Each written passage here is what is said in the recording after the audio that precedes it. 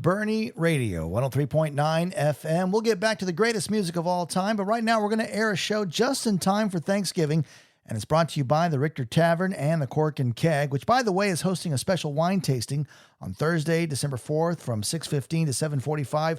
Joey Sanders has picked out 5 very special bottles of wine from their 80-plus bottle wine list and pair it with your Christmas holiday menu. The cost is only $45, and you can save your spot now with a link on the Richter Burnie Facebook page. But again, right now we present to you a show called Sell It to Joey, hosted by Joey Sanders, who's the face of the place, and this is Burnie Radio, 103.9 FM.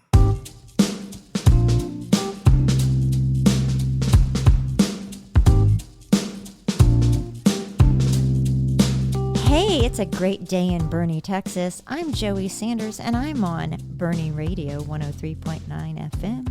I'm so excited to be here again as I am the wine director for all things Richter, also WSET3.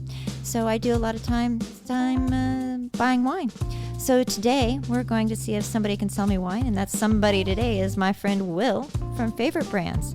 Will, welcome. Well, thank you for having me. I'm excited to be a part of this, and hopefully I can get some wine sold. Awesome. Tell me a little bit about where you started with wine and why you love wine. So I got started with wine back in 2007 with Southern Glazers Distributing. Learned a lot there, but mainly did the retail side. So I didn't get to learn as much as I really wanted to. And when I left there in 2020, I took over managing the oldest wine bar in the state of Texas in Fredericksburg, Lincoln Street Wine Market. And one of my favorite places, by the way. It's fantastic. It's awesome. And everything there is by the glass. So I got to taste through a lot and got to learn from all my great reps that I had when I was the manager there. They were great about educating, and that's what I'm hoping to do here today too. So I did that for 5 years and decided it was time to make another change. So I got back into distributing and selling and started with Favorite Brands Distributing over the summer. Joey's one of my accounts and my favorite account. Oh, we love coming here. That's kind of my background. Awesome. Tell me just a tiny bit about Favorite. Like, are they a large company, a small company? So they're the third largest in the state of Texas right now. There is another one that might be catching us pretty soon. But yeah, we're the third largest, and we do wine, spirits, beer. Y'all do a lot of our beer here at yes, we do. At Burnie Cork and Keg, yes. Which thank you for that. Appreciate that support. Well, I love the beers that you have because we get some really cool Texas beers, some really fun stuff. I love the milk stout we have right now. It's absolutely tasty. That's so one of the fun. best ones. Awesome. So we're going to taste some wines today. We sure are. Let's introduce the 3 wines that we're going to taste today. What we're doing today is it's November, and we have Thanksgiving. The best wines to go with a Thanksgiving meal, Burgundy and Beaujolais. Well, today we're going to focus mainly on Burgundy, okay?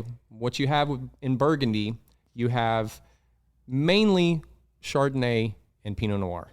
But there's a little lesser known white grape that's comes in a lot cheaper than your Chardonnay, and it's called Aligote. Now, I had pronounced it because I'm a Texan. I had said Aligote Same. my whole life until I ran into a Frenchman that I was trying to sell this wine to, and he said, "Oh, you Americans, it's Aligote." Now I know. Aligote. There you go. All right. So we have Joseph Deloit Aligote, and you currently carry that one here. Yes. So it'll be cool tasting the Aligote, which is much more affordable than the next one we're going to go to, but just different styles. Joseph Gruen Ruly, and Ruly is 100% Chardonnay. And then we have Joseph Gruen Boerne, and Boerne is a region. We'll get into that in a little while, but it's 100% Pinot Noir, and you can get this one at Richter Tavern or Burnie Cork and Keg. Awesome. So those are the wines we've got today. I do like the Aligote so much because I love stepping out of the bounds and doing something a little different. You know, Absolutely. We all know Chardonnay is and Pinot from Burgundy, but that extra grape is just so much fun for people, and that's one of the ones I really like to pour a lot. So it's the Joseph Deloit Aligote. There you go. You're the getting Joseph Gruen Ruly, and the Joseph Gruen Pinot Noir, and it's the Boerne. Boerne is spelled kind of funny, kind of like Bernie is spelled kind of funny, right? Hey, I Boerne like that. is spelled Beaune. I like that. That's okay. cool. Well, do you want to go ahead and start with the Aligote? Aligote. Aligote. Yes, let's start out with it. I'm super psyched. So yummy. Well, cheers. Cheers. Cheers, everybody. Cheers. Oh, okay, so just real quick, because we are on radio, so let's. The color of this is really always very nice. It's not quite pale lemon. It's a lemon color, but not gold or anything yet. So it's a really good color, beautiful and clear. So it's got a few months of oak aging. Okay, When you have longer oak aging, you're going to get that more exactly. yellow color, that more golden color. Right. And this one has less, so it's going to be brighter, more refreshing than your typical, than a Chardonnay. Right. What do you get on that? You know what? Okay, on the nose, there was a word that Jade told me recently, and it's a Spanish word, ambiance, but not ambiance. It's like the way the air smells after kind of a rain. Oh. You know. I like that. Ambiente, and I'm pronouncing that word wrong, I'm sure. Jade needs to be in here to fix that for me. Like clean, but warm kind of at the same time, you know. You just get a fresh warmness, you know. I like that on the nose. Yeah, I like that. I on the nose, I get a little bit of maybe white peach. Tiny bit. But I smell more of the soil on it. So, Right. So one of the good things about Aligote, where it comes from, and it's not the best growing region in Burgundy. Obviously, you're not paying for the best growing region in Burgundy. You're getting a Burgundy at a really very reasonable price. But with that comes a little different terroir than you get in some of the Premier Crus and Grand Crus. Awesome. So I get a little bit of like slate limestone. Oh, kinda, for sure. You know? On the palate, for sure. Just a little quickie terroir for most people. Yeah. So terroir is just it's the soil, it's the weather, it's the rain, it's all those things make up the terroir. So a lot of winemakers now are even considering which yeast to use as part of the terroir, especially if you're going to use like native yeast to that area instead of pumping it full of, you know, commercial yeast. But if they use a native yeast, then they consider that part of the terroir. So I agree. Makes sense. Terroir, I always think of as an all-encompassing word. It's a sense of place of wine. Not just the weather, not just the soil, but this sense of place that a wine has is terroir. Absolutely, I agree. I love that. I love it too. You know, it has some depth like a Chardonnay, but it's still fresh. Absolutely. And I just like it. It's nice and light. And like you said, this wine is another wine that is so great for Thanksgiving, especially for people that don't like a heavier Chardonnay. That's right. People that are Sauv Blanc drinkers or Pinot Grigio drinkers. It's kind of like just a little step heavier than that. And that, right there in the middle. Yeah. You know, what I love about this wine and what I always try to do is try to get somebody out of their comfort zone. Okay, you're a Chardonnay drinker. Great. That's awesome. Chardonnays are great. I love Chardonnays. Let's try something different. Right. You know, expand your horizons, you know, and get out of your comfort zone. And try something that's fun. And you don't see these very often. I mean, y'all have one here at Richter and Burning Cork and Keg, and it's this Joseph Deloit. It's fantastic, and it's just a fun wine, and it's fun to say. Aligote. There we go.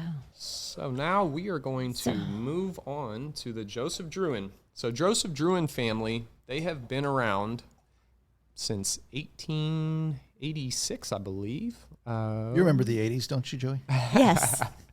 Yes. You say that. Today I got into a different car than my normal car, and I actually had to put the key in the ignition and turn it. Wow. I was like, what happened? Where's the button?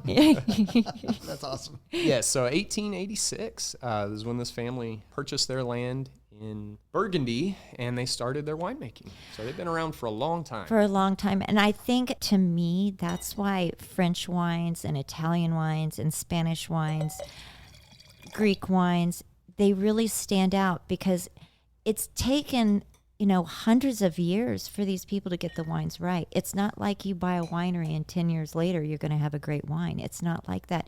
It takes so many years to make a great wine. Not just the growth of the vines, which just to get one case out of a vineyard can take many years, but it's that years of cultivation, of working through the process of getting your grapes just right and how you do them. Absolutely. And I what I love about this family is they take great pride. Their property is just stunningly beautiful. Their wines are beautiful. They have a big property. So they've in Burgundy. So they have all different price ranges on their wines. These are some of the more affordable ones. But they go all the way up to, they've got Premier Cru and Grand Cru and can we let's not get crazy. Just briefly touch about Village, Cru, Grand Cru. Well, we can touch on that. So Village is just your village grape. Those are still beautiful wines. They're French. Village are fantastic, but that's going to be your more table wine, your more everyday wine, very affordable, very approachable, meant to drink more young. And then when you get up into your Premier Cru, these are Premier Cru, and those are going to be from one certain vineyard that's been designated by the government, the French government, that these grow certain quality grapes. The Terroir that we've mentioned is this quality. And then you get your Grand Cru, and those are your very, very expensive. Those are your age-worthy. You set them down for 20, 30, 40, 50 years, and they're going to really hold up. And it's about the process, the aging process, the grapes, how old the vines are. Is this terroir, what's special about it? When you think about those regions, the Village, Premier Cru, Grand Cru, think about an AVA here in America. Let's use California for an example. So you have just California appellated. That comes from all over the place, right? Exactly. Anywhere in California. Those are your cheaper wines, your more affordable wines. That's your Village. And then you get into, okay, I've got a Napa Valley wine, all right? That's your Premier Cru. So those are better wines, but it could be from anywhere in Napa. And then you get into your Grand Cru, which would be like your single vineyard from Oakville, or Howell Mountain, something like that. That's a good way to think about it. France is very complicated. Maybe not as complicated as Italy, but no, wait, never as complicated as Germany, because Germany is the most complicated. Which maybe we'll do that one day, Baron, but afterwards we'll have to be completely drunk to deal with Germany. But yeah, I think Philip will have to do that one. Philip will do that. I don't want to. He knows that region pretty well. Yeah, he does. So. He's been there, so yeah. But that's a good way for me to think about it. Awesome. And it's just easy to explain. So let's go back to the Ruly. Tell me a little bit about the Ruly again itself. You're talking about the family, Joseph Duran, but tell us a little bit about Ruly real quick. Absolutely. So this is a 2022 vintage. So this is 100% Chardonnay. And this is an affordable Burgundy. You can get Burgundies up into the thousands. And this one is not that. It's affordable. It's meant to drink within 4 to 6 years. You could age it for a decade. It'd be fine. It's got a little bit of oak aging on this. Definitely getting that. And and you can see it on the color, right? Right, yeah. Compared to that Aligote. It definitely. It's a little more golden for sure, and so much more complexity. Yeah, you get lemoniness, but dude. I get citrus. I get ripe fruit. Yeah. Ripe, like melon. I get a little bit of melon on there. So nice. I'm just going to say it out loud. I'm not a huge California Chardonnay person. I don't like the oaky buttery, but this is special. This is very special. And this isn't even Grand Cru. No, this is just Burgundy. Just and this Burgundy. is what they do, and this is what they do so great. Burgundy wines are some of the most expensive on the planet for good reason. They know what they're doing. Yeah. And this family specifically really knows what they're doing for being around for so long, all in the family. Yeah. And so it gets a little oak aging, enough to where you can lay it down. The oak aging helps with the aging process. Once it's in the bottle, it helps keep it complex, and it doesn't lose too much if you wanted to set it down. But why do that when you can drink this at Thanksgiving with turkey? I agree. It's so good. The reason why Burgundies go so well with Thanksgiving is that they don't overpower turkey. Yes. So turkey can be overpowered pretty easily. Right. But these are more elegant, not that big, rich, buttery Chardonnay from California you're talking about. This is much more approachable and just pairs beautifully with it. Awesome. I love it. It's great. Okay, so just to recap where we're at, we're here with Will from Favorite Brands, and we are trying some really fun Burgundy wines. We have the Aligote. You nailed it. Thank you. Joseph Deloit. And then we have the Ruly from another different Joseph in France. So many Josephs in France. Gruen. And then we're going to take a quick break, and then we're going to come back, and we're going to do a red. You're listening to Boerne Radio 103.9, and I'm Joey Sanders, wine director at Richter Tavern. Hello, this is Guy And Joey Sanders. with an important update. Richter's very own Chef Frank is at it again. He's added some new favorites to the Richter Tavern menu, available Thursday through Saturday. Our latest lunch features include a perfectly seasoned blackened grilled chicken sandwich, A very crispy fried cod sandwich, or even a Korean chicken lettuce wrap. We also have a new Bang Bang Trip appetizer that will knock your socks off. spicy. Hey, don't forget about the Cork and Keg, open 7 days a week, with easy, groovy live music on Tuesdays and Wednesdays, 5 to 8. There is so much more to explore and discover at the Richter Tavern. Richter Tavern, Cork and Keg, Backhouse, and the Oban. RichterBurnie.com. Okay, now we're back. Okay. Hold on, can I get some? Dude, I love this. Isn't that good? Okay. Okay, so just to bring us back, I'm Joey Sanders, wine director for all things Richter, and you're listening to Sell It to Joey, where my good friends and vendors bring wine for me to taste, and you get to play along with us. Today I have Will from Favorite Brands, and I also have Boerne here because, you know, he's got to be there. Because, you know, if he doesn't, who's going to do this? One of the perks of my job is get to hang out with you. Yes, Thanks, Joey. Yeah. So he's going to play along with us as well. So we've tried 2 wines so far, the Joseph Deloit Aligote, Got it. and then the Joseph Duran Ruly, which is a very lovely Chardonnay out of Burgundy. We're doing all things Burgundy right now.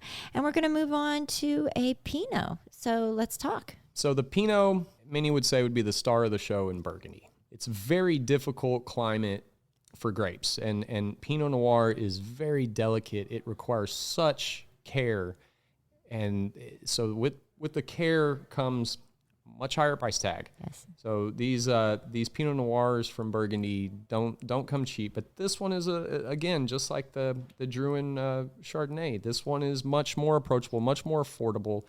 This one is meant to be drank within 5 to 8 years, but again, why not drink it now? Yeah. And the Pinot Noir for me is the number one turkey wine.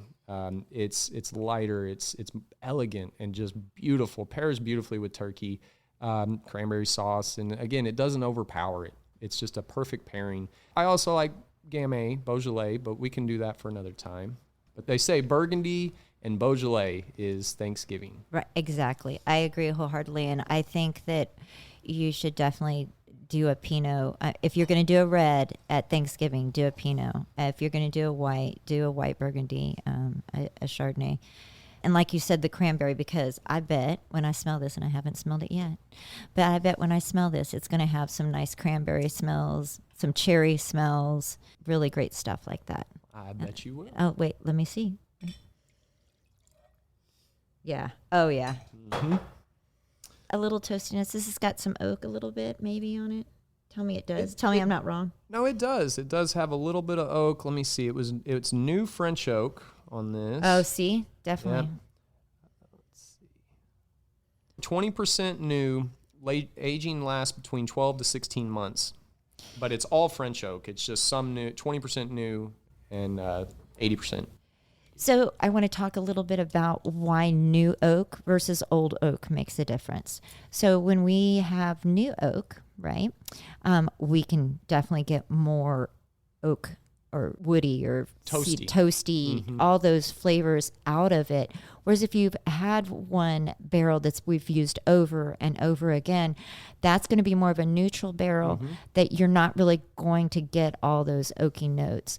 And so to know that it's 20%, that means it's going to have just a little bit of toastiness, and Absolutely. right? And Yes. and so that's going to really make a really big difference how old the oak is, or sometimes they'll even call very old oak neutral oak, right? Right. And also it makes a difference whether it's Hungarian oak Correct. or whether it's American oak or French oak, or what's Slovenian oak is like. In Italy, they use a lot of Slovenian oak. I've had a few wines with it. It is a little different. It surprised me that I could tell that there was oak aging, and it was an oak that I had never tried before. It was unique. Yeah. So it was interesting. It was fun, but it is neat to see how those different oaks from different countries, from the different terroirs, Right. how they change and affect it. Awesome. It is really cool.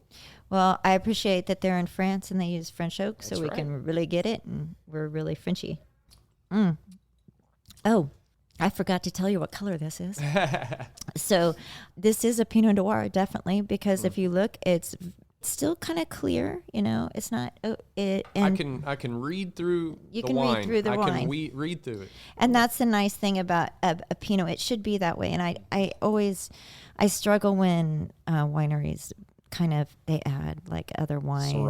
Syrah is the big one. There's to some, make it darker. I'm not going to name names, but there's quite a few California wineries out there that put Syrah in there, and it's a big old dark, inky colored Pinot. And this is true Pinot. This is how it is meant to be. Awesome. Yes, it is. And it's a beautiful ruby color. It's not tawny at all. And you don't want to see that in a Pinot because that means it's oxidized. Right. You want to see this beautiful ruby color. I think that's important. And I get a lot of, on the palate, I get bright. It's definitely bright. Definitely fresh. Cranberry. Cranberry for sure. Cranberry. I mean, you take a sip of this and you take a bite of your turkey. There you go. It's like you got your cranberry sauce right there. Right there. I agree. So let's maximize those calories, right? If you're going to be getting the calories, get it from the wine, okay? Get it from the wine. Awesome. I agree. I agree. But I also get some blackberry, blueberry. For sure, blueberry. Yeah. Baron's face. He's like trying to find it. No, I'm just fascinated that, again, I never heard the argument of American wines being turned darker. Is that just more attractive to the American eye? American palate. Yeah, American palate. They want this. They want this Fruit jelly bomb. fruit Jammy. jamminess. Jammy. Yeah, sweet almost. Like they want it easy to drink and So that's a common thing that I try to get people to go away from, is describing fruity as sweet. Right. Going hand in hand. Sure, some people could say that and think that, but more it's that jammy. It's big fruit bomb is what we call it. California fruity. And while some people could say sweet, I try to get away from that. Yeah, I right. agree. I like saying fruity or Right. fruit bomb or jammy. That is definitely a thing. And if that's your vibe, if that's where you're sitting at in the wine world, that's okay. You'll move on. I know you will. With wine, I always say with wine, it's a judgment-free zone. Yeah, it is. It is judgment and it's free. all subjective. It's what you like. Yes. You drink what you like. Yes. These Burgundies aren't going to be for everyone. They're a little more serious. It requires somebody that can appreciate the seriousness of the wine, I think. But they are fun. They're meant to be fun and talked about. Having these discussions is what makes wine so much fun, and why I am passionate about it, why I've enjoyed being in the wine industry for almost 20 years in Texas. And it's the camaraderie. I always say set and setting also makes a big difference. Oh, for sure. If you're drinking these wines In a paper cup. yeah, but if you're drinking these wines in a paper cup at Thanksgiving dinner with some great family and you're telling stories and everybody's laughing, man, that wine's going to taste so much better. I agree. You really set and setting matters. That's why we got a great setting here at Richter and Bernie Cork and Keg, and thanks. that's my girlfriend and I. This is our favorite place to come in Bernie. Every chance we get, we come over here, and the wines taste better. That's so sweet. Thank you. The other thing I think about a lot too is some people come up to me and they're like, I don't like wine. I'm like, okay, so I set a few things out for them to see where their palate sits. More than likely, they've just never had good wine. Or the right wine Or for the them. right, or I agree, or the right wine for them, and it really is a thing. And they're like, oh my gosh, all this time I thought I just drank beer and now I like wine. I'm like, well, because you have good wine now. You don't have to have crappy wine. It's so much fun to do that, to get somebody I love to it. come over and to develop that. You start their love of something that we love. Yeah, you know? definitely. And yeah, it's a lot of fun. It is. I love bringing new people into the industry. It's a beautiful thing. So we've talked about these 3 lovely Burgundian wines and the fact that France is, well, that's where Burgundy is. And because they've been doing it for years and years and years, and they've got it right. So today we tried the Joseph Deloit Burgundian Aligote, the Ruly from Joseph Duran, and Joseph Duran Boerne.